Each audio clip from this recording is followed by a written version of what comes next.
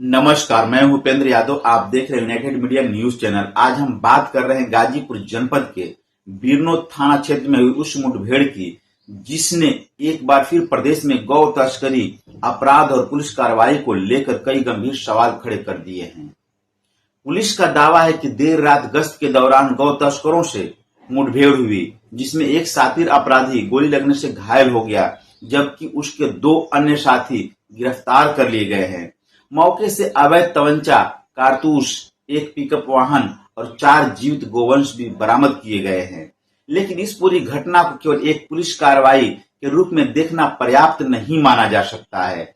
यह हमला कई बड़े सामाजिक, प्रशासनिक और कानूनी व्यवस्था से जुड़े प्रश्नों को भी सामने लाता है। आखिर इतने लंबे ऐतिहासिक यानी आपराधिक इतिहास वाले अपराधी लगातार सक्रिय कैसे रहे? क्या गौ तस्करी का नेटवर्क जिले में अभी भी मजबूत है? और क्या पुलिस की यह कार्रवाई भविष्य में ऐसे अपराधों पर अंकुश लगा पाएगी? आइए आपको बताते हैं पूरी कहानी। पुलिस के अनुसार 28 जून 2026 की रात बीरनोद थाना प्रभारी शैलेंद्र प्रताप सिंह अपनी टीम के साथ अपराधियों की धरपकड़ पर रात्रि गश्त में निकले हुए थे। इसी दौरान ग्राम जरगो से पलिया की तरफ जाते समय एक संदिग्ध पिकअप वाहन दिखाई दिया। पुलिस टीम ने जब पलिया स्थित हनुमान मंदिर के पास वाहन को रोककर जांच करने का प्रयास किया, तब वाहन सवारों ने कथित तौर पर पुलिस टीम पर जान से मारने की नीयत से फायरिंग कर दी। पुलिस का कहना है कि आत्मरक्षा में की गई जवाबी फायरिंग में एक बदमाश के दाहिने पैर में गोली लगी, जिसके बाद उसे घायल अवस्था में गिरफ्तार कर लिया गया। वहीं उसके 2 अन्य साथियों को भी मौके से दबोच लिया गया। घायल आरोपी को तत्काल उपचार के लिए सामुदायिक स्वास्थ्य केंद्र बीरनोद भेजा गया। घायल आरोपी की पहचान नौनारा थाना क्षेत्र निवासी सिराज खान के रूप में हुई है। पुलिस रिकॉर्ड के अनुसार सिराज खान का आपराधिक इतिहास काफी लंबा और गंभीर रहा है। उसके खिलाफ गोवध निवारण अधिनियम, arms act, gangster act, NDPS act, हत्या के प्रयास, पास्को और SC/ST एक्ट सहित कई गंभीर मामलों में मुकदमे दर्ज हैं। वहीं गिरफ्तार दूसरे आरोपी की पहचान करीमदीनपुर निवासी संतोष राजभर के रूप में हुई, जिसके खिलाफ भी गौ तस्करी, गैंगस्टर एक्ट और धोखाधड़ी जैसे गंभीर मामलों में कई मुकदमे दर्ज हैं। तीसरे आरोपी दिलमोहन राठौर के खिलाफ भी एनडीपीएस एक्ट के तहत मुकदमा दर्ज होने की जानकारी सामने आई है। पुलिस ने आरोपियों के कब्जे से एक अवैध तमंचा, एक खोखा कारतूस, एक जिंदा कारतूस, एक पिकअप वाहन तथा 4 जीवित गोवंश बरामद करने का दावा किया है। इस मामले में बीरनोद थाना में भारतीय न्याय संहिता, आर्म्स एक्ट और गोवध निवारण अधिनियम की विभिन्न धाराओं में मुकदमा दर्ज कर आगे की कार्रवाई की जा रही है। लेकिन अब इस पूरे घटनाक्रम के दूसरे पहलू पर भी बात करना जरूरी हो जाता है। सबसे बड़ा सवाल यह है कि यदि सिराज खान और उसके साथी इतने लंबे समय से अपराध की दुनिया में सक्रिय थे, तो आखिर उनके नेटवर्क को पहले क्यों नहीं तोड़ा जा सका? क्या जिले में गौ तस्करी का संगठित नेटवर्क लगातार काम कर रहा था? यदि हाँ, तो उस पर प्रभावी कार्रवाई पहले क्यों नहीं हुई?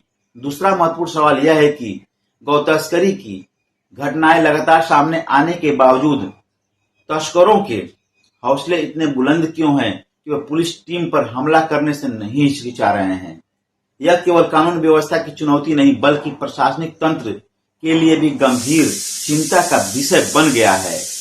तीसरा प्रश्न, पुलिस मुठभेड़ों को लेकर भी उठता है सवाल। प्रदेश में समय समय पर पुलिस और अपराधियों के बीच मुठभेड़ की घटनाएं सामने आती रहती हैं। ऐसे में हर मुठभेड़ के बाद निष्पक्ष जांच और पारदर्शिता सुनिश्चित करना भी उतना ही आवश्यक है, ताकि कानून के शासन और जन विश्वास दोनों को मजबूती मिल सके। हालांकि इस मामले में पुलिस की तत्परता और मानवीय दृष्टिकोण भी चर्चा का विषय बनी हुई है। घायल आरोपी को तत्काल अस्पताल भेजा गया और मौके से अन्य आरोपियों को भी गिरफ्तार कर लिया गया। यदि पुलिस का दावा सही साबित होता है तो यह कार्रवाई जिले में सक्रिय गौ तस्करी नेटवर्क के खिलाफ बड़ी सफलता मानी जा सकती है। विशेषज्ञों का मानना है कि गौ तस्करी केवल कानून व्यवस्था का मुद्दा नहीं है, बल्कि इसके पीछे एक संगठित आर्थिक नेटवर्क भी काम करता होगा। इसमें परिवहन, आपूर्ति, विभिन्न स्तरों पर सक्रिय लोगों की भूमिका की भी जांच होना जरूरी है। केवल छोटे अपराधियों की गिरफ्तारी से समस्या का समाधान नहीं निकल सकता है। गाजीपुर और पूर्वांचल क्षेत्र में समय समय पर गौ तस्करी के मामलों का सामने आना इस बात का संकेत है कि प्रशासन को केवल कार्रवाई तक सीमित न रहकर नेटवर्क की जड़ों तक पहुंचना होगा। साथ ही सीमा क्षेत्रों और ग्रामीण इलाकों में निगरानी व्यवस्था को और मजबूत करना होगा। अब देखना यह होगा कि पुलिस इस मामले में आगे क्या खुलासा करती है। क्या गिरफ्तार आरोपियों से पूछताछ में किसी बड़े गिरोह का पता चल पाएगा? क्या गौ तस्करी के इस नेटवर्क में और लोग शामिल हैं? और सबसे महत्वपूर्ण बात, क्या यह कार्रवाई भविष्य में ऐसे अपराधों पर प्रभावी अंकुश लगाने में सफल होगी? फिलहाल बिरनो पुलिस की इस कार्रवाई ने एक बार फिर गाजीपुर में अपराध, कानून व्यवस्था और गौ तस्करी के मुद्दे को बहस के केंद्र में ला दिया है। आप इस पूरे मामले को किस नजरिए से देखते हैं? क्या यह पुलिस की बड़ी सफलता है या फिर यह कानून व्यवस्था की गहराती चुनौती का संकेत है? अपनी राय हमें कमेंट बॉक्स में जरूर बताएं और आगे की खबरों के लिए आप हमारे साथ बने रहिए। नमस्कार, मैं हूं उपेंद्र यादव। आज दिनांक 28/6/2026 को थाना अध्यक्ष बिरनो मैफोर्ड संदिग्ध अपराधियों व वाहन की चेकिंग कर रहे थे कि तभी मुखबिर द्वारा सूचना मिली कि पलिया गांव की तरफ से पिकअप पर कुछ गौवंश बछड़े लाद कर जरगो होते हुए हाईवे पर ले जा रहे हैं कुछ लोग। इस सूचना पर थाना अध्यक्ष बिरनो मैफोर्ड जरगो से पलिया की ओर चल दिए। वह जैसे ही पलिया हनुमान मंदिर के पास पहुंचे तो पुलिस की गाड़ी देखकर पिकअप गाड़ी सड़क पर छोड़कर 3 गौ तस्कर पुलिस पार्टी पर फायर करते हुए भागने लगे।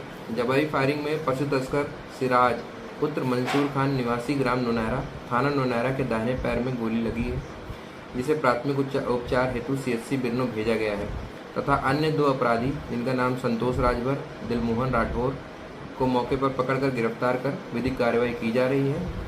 इन पकड़े गए अभियुक्तों पर पूर्व में कई गौ तस्करी के मुकदमे भी हैं तथा इनमें अग्रिम विधिक कार्रवाई की जाएगी।